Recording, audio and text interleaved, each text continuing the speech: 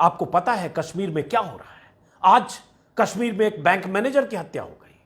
2 दिन पहले एक महिला शिक्षिका की हत्या हो गई।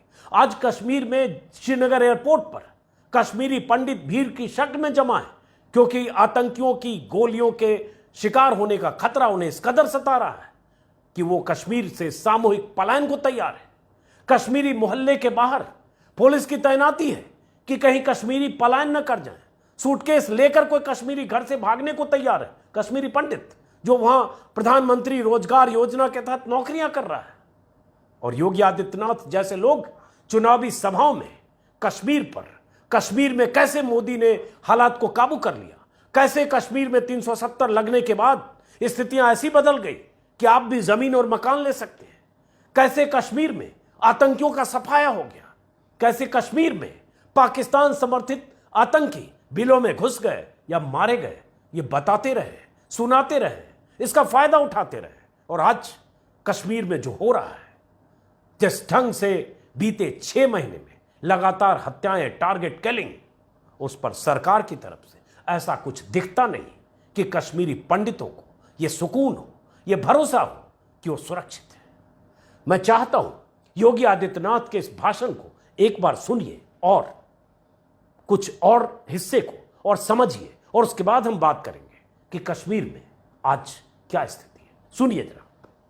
आज कश्मीर में धारा 370 समाप्त। अगर भोजपुर का भी कोई नौजवान कश्मीर के अंदर जमीन और मकान खरीदना चाहता है तो जाकर के वहां जाकर के बस सकता है, कोई संकोच नहीं।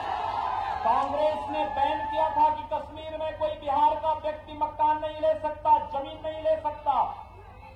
मोदी जी ने अब ये लाइसेंस दे दिया, कोई भी भारतवासी कहीं भी जाकर के बस सकता है, उसके कोई रोक टोक नहीं होगी। आज कश्मीर में पाकिस्तान प्रस्त आतंकवाद हमारे नागरिकों को और जवानों को निशाना नहीं बना सकता से मालूम है। इससे पहले कि उसकी कुत्सित मंशा किसी नागरिक और किसी जवान को निशाना बनाएगी, भारत के बहादुर जवान उसका काम तमाम कर देंगे। सुना आपने, यूपी के मुख्यमंत्री योगी आदित्यनाथ आज से 19 महीने पहले बिहार की चुनावी रैलियों में एलानिया तौर पर कहा करते थे कि कश्मीर में अब धारा 370 खत्म हो चुका है, आप भोजपुर के लोग भी अगर चाहें तो कश्मीर में जमीन और मकान खरीद सकते हैं। मोदी जी ने आपको लाइसेंस दे दिया है और कश्मीर में पाकिस्तानी आतंकी अब किसी को निशाना नहीं बना सकता। ऐसी हिम्मत करेगा तो हम उसे सबक सिखाएंगे। लेकिन कश्मीर में हो क्या रहा है दोस्तों? कश्मीर में बीते 72 घंटों के भीतर क्या हुआ है? कश्मीर में बीते 32 दिनों के भीतर क्या हुआ? और कश्मीर में बीते 6 महीने के भीतर क्या हुआ? आपको पता होगा कि आज भी कश्मीर में विजय कुमार नाम के एक बैंक मैनेजर की दिन दहाड़े गोली मारकर हत्या कर दी गई जब वो ड्यूटी पर थे, और हत्यारा आतंकी रिवॉल्वर से उनकी हत्या करके भाग गया। और तो और आतंकी संगठन ने खुलेआम चिट्ठी जारी करके, प्रेस विज्ञप्ति जारी करके न सिर्फ हत्या की जिम्मेदारी ली, बल्कि उस आतंकी संगठन ने कश्मीरी पंडितों को, कश्मीर में नौकरी करने वाले हिंदुओं को यह धमकी और चेतावनी देते हुए कहा है कि अगर आप जो लोग धोखे में हैं, जो ये मानते हैं कि मोदी के नेतृत्व वाली सरकार उन्हें यहां स्थायी कर देगी, उनके लिए यह आंख खोलने वाली घटना है। अब बाहरी लोगों को वास्तविकता समझ लेनी चाहिए कि उन्हें इसके लिए जान भी गंवानी पड़ेगी। सोच लो, कहीं देर ना हो जाए, अगली बारी तुम्हारी है। खुलेआम धमकी देकर, यह डंके की चोट पर कहकर कि इस बैंक मैनेजर को हमने मारा है। वो वीडियो वायरल है जो सीसीटीवी के कैमरे में एक आतंकी कैद हुआ। लेकिन यह घटना तब हुई जब 2 दिन पहले एक शिक्षिका, एक टीचर रजनीवाला की हत्या हो चुकी है। उनकी चिता की राख अभी ठंडी भी नहीं हुई कि एक और हत्या। कश्मीरी पंडित बीते 20 दिनों से कश्मीर के अलग अलग इलाकों में प्रदर्शन कर रहे हैं, श्रीनगर के लाल चौक तक पर प्रदर्शन कर चुके हैं। और आज जो कश्मीर से तस्वीरें आ रही हैं, चिंतित करने वाली है। लेकिन क्या यह चिंता अमित शाह और मोदी को दिख रही है? सुना है आज अमित शाह ने, केंद्रीय गृह मंत्री अमित शाह ने एनएसए अजीत डोभाल और रॉ चीफ के साथ एक मीटिंग की है, घंटों मीटिंग की है। सुना है कल भी मीटिंग करने वाले हैं। जम्मू कश्मीर के उपराज्यपाल के साथ, कुछ अधिकारियों के साथ। लेकिन जो कश्मीर से तस्वीरें आ रही है वो चिंताजनक है। आज की तस्वीर है जो कश्मीरी जो वहां नौकरी कर रहे हैं, जिन्हें गोलियों का डर है, जिन्हें लग रहा अगली गोली उन पर चल सकती है, उनके सीने पर, उनके माथे पर चल सकती है। आतंकी बेलगाम है, वो अब कश्मीर से किसी भी हाल में निकलना चाहते हैं। सरकार ने कहा, बहुत शोर शराबे, हंगामे, प्रदर्शन, चीख पुकार के बाद कल एक फैसले की खबर आई कि अब उपराज्यपाल ने यह फैसला लिया है कि जो कश्मीरी पंडित घाटी के अलग अलग इलाकों में नौकरी करते हैं उन्हें जिला मुख्यालय पर तबादला किया जाएगा, क्योंकि कश्मीरी पंडित जान जोखिम में डालकर ग्रामीण इलाकों में नौकरी नहीं करना चाहते, उन्हें अपनी सुरक्षा का डर है।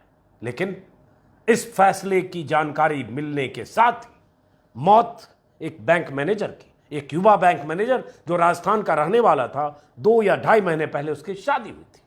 और आज ये जो तस्वीर आप देख रहे हैं स्क्रीन पर, श्रीनगर एयरपोर्ट की तस्वीर है। कई ऐसे लोग जो वहां नौकरी कर रहे हैं या उनके परिजन वहां से रवाना होना चाहते हैं, बेचैन है, वो वहां रहने को तैयार नहीं है। उन्हें सरकारी सिस्टम पर भरोसा नहीं है, उन्हें सुरक्षा पर भरोसा नहीं है, उन्हें एलजी के मनोज सिन्हा के वादे पर भरोसा नहीं है, उन्हें केंद्र सरकार के उस वादे पर भरोसा नहीं है कि आपकी सुरक्षा की हम जिम्मेदारी लेंगे। ये एयरपोर्ट की तस्वीर है। ऐसी दूसरी तस्वीर है जब एक कश्मीरी पंडितों का मोहल्ला जहां सरकारी कर्मचारी रहते हैं, उस मोहल्ले के लोग सामूहिक तौर पर आज पलायन करना चाहते थे। उन्होंने पहले कह दिया था, 24 घंटे का अल्टीमेटम परसों दिया था रजनीवाला की हत्या के बाद।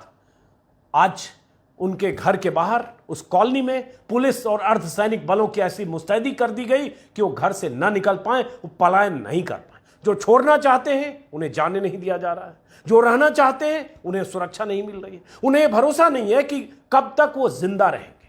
तीसरी तस्वीर, ये इस तस्वीर में आप देख रहे हैं कुछ लोग सूटकेस लेकर जाने की कोशिश कर रहे हैं। कुछ सेकंड का वीडियो है, ट्विटर पर वायरल है। इसमें वो लोग हैं जो कश्मीर से सरकारी घर या किराए का घर छोड़कर वहां से जम्मू की तरफ या दूसरे इलाकों में पलायन कर रहे हैं। यह तस्वीर तीसरी तस्वीर है और ये चिंताजनक तस्वीरें कश्मीर से आ रही है। लगातार सवाल यह उठता है कि जिस मोदी सरकार ने कश्मीर में नौकरी करने वाले कश्मीरी पंडितों को या हिंदुओं को, गैर कश्मीरी पंडितों को यह भरोसा दिया था कि आपका कुछ नहीं बिगड़ेगा, जिस मोदी सरकार ने कहा था कि हमने आतंक को काबू पा लिया, जिस मोदी सरकार ने बार बार दावे किए, जो सुना आपने शुरू में योगी आदित्यनाथ कर रहे हैं कि पाकिस्तानी आतंकियों की हमने कमर तोड़ दी, वहां ऐसी स्थिति क्यों हो गई? ऐसा क्यों हो गया कि 6 महीने के भीतर 18 टारगेट किलिंग, आए दिन एक टारगेट किलिंग होती है, चीख पुकार मातम जब तक थमता नहीं है तब तक दूसरी खबर आती है। इसी बीते मई महीने में राहुल भट्ट की हत्या 12 मई। और जब शेयर बटन की तरफ जा ही रहे होंगे तो सब्सक्राइब बटन भी है, उसके बगल में बेल आइकॉन भी है, उसका दबाना मत भूलिएगा।